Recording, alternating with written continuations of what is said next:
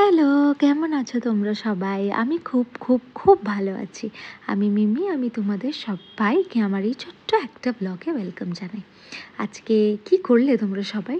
নিশ্চয়ই খুব ব্যস্ততার মধ্যে গেছে। তার সাথে সাথে একটা আনন্দের খবরও আছে। কি বলো তো? কালকে গণেশ চতুর্থী, কালকে ছুটি। হ্যাঁ হ্যাঁ, সবার ছুটি নেই, আমার যেরকম ছুটি নেই। যাই হোক, তো রাত্রেবেলা আমি এদিকে চলে এলাম খাবার দাবার গোছাতে। একটু বেগুন পোড়া খাবো ভাবছি আজকে। তোমরা ভালো খাও গো বেগুন পোড়া? না, যাই শুভর জন্য একটু কিছু খাবার রেডি করি। ও নিশ্চয়ই এতক্ষণে খিদে পেয়ে গেছে, তাই একটু ভাবলাম ব্রেড টোস্ট করে দিই। আর এদিকে দেখো আমি বেগুনটা টমেটোটা এগুলো গ্যাসের ওপরে পুড়তে বসিয়ে দিয়েছি। আটাটা বার করতে হবে, রাতে রুটি হবে তো। এ বাবা, দেখেছো আমার এদিকে আটা পুরো শেষ, আটা কিনতে যেতে হবে আবার। যাই হোক, বেগুনগুলোকে উল্টে পাল্টে দিলাম আর এদিকে ব্রেড টোস্ট রেডি। ওপর দিয়ে একটু স্ক্র্যাম্বলড এগ অরিগ্যানো দিয়ে দিলাম। এবার ওকে দিয়ে আসবো। আর এই আটার মধ্যে লবণ দিয়ে দিয়েছি। আটাটা একটু মেখে দাও না।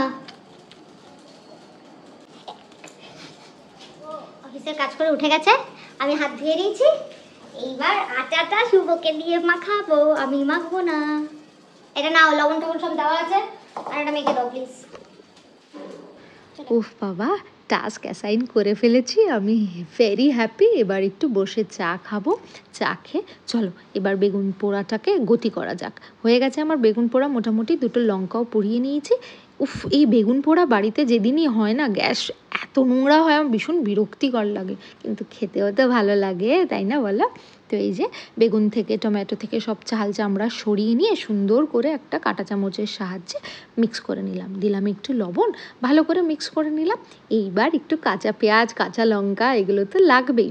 অনেকেই এই স্টেজেই শেষ করে দেয়, তারপর সর্ষের তেল দিয়ে ধনেপাতা দিয়ে, বাট আমি একটুখানি তেলে জাস্ট হালকা একটা ফ্রাই করে নিই পোড়া বেগুন পোড়াটাকে। তো কড়াইতে দিলাম তেল, শুকনো লঙ্কা আর পেঁয়াজ দিয়েই সঙ্গে সঙ্গে ওইটা দিয়ে দেবো বেগুন পোড়ার মিশ্রণটা। তার উপরে একটু ধনেপাতা কুচি আর উপর দিয়ে অল্প একটু লেবুর রস, আর নামিয়ে একদম সর্ষের তেল, কাঁচা সর্ষের তেল। ব্যাস, এদিকে আমার বেগুন পোড়া রেডি, রুটিও মোটামুটি ডান। জামা পড়ছো কেন? যাও যাও না, ধরেই যাও। যাবে যাবে। হ্যাঁ, যাচ্ছি।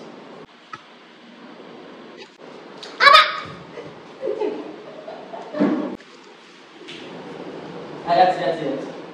দেখেছো কি যে জ্বালায় না মাঝে মধ্যে। যাই হোক, রুটি তো আমার হয়ে গেছে। এটা কিন্তু গরম, ছেঁকা দিয়ে দেবো কিন্তু আমি। বেরো বেরো, জামা থেকে বেরো, বেরো বেরো, বেরো বেরো, বেরো বেরো, বেরো বেরো, বেরো। ও মা, ব্যাটারি নেই আর ব্যাগে। লাভ নেই, সরো না, আমার কাজ আছে। মানে মাঝে মধ্যে এরকম বাচ্চাদের মতন করতে থাকে না, মানে কি বলবো, কিছু বলার নেই। যাই হোক, এদিকে আমার রুটিতে একেবারে ঘি টি লাগানো কমপ্লিট, ডিনার একদম রেডি। এবার খাবো, দাবো, ঘুমাবো।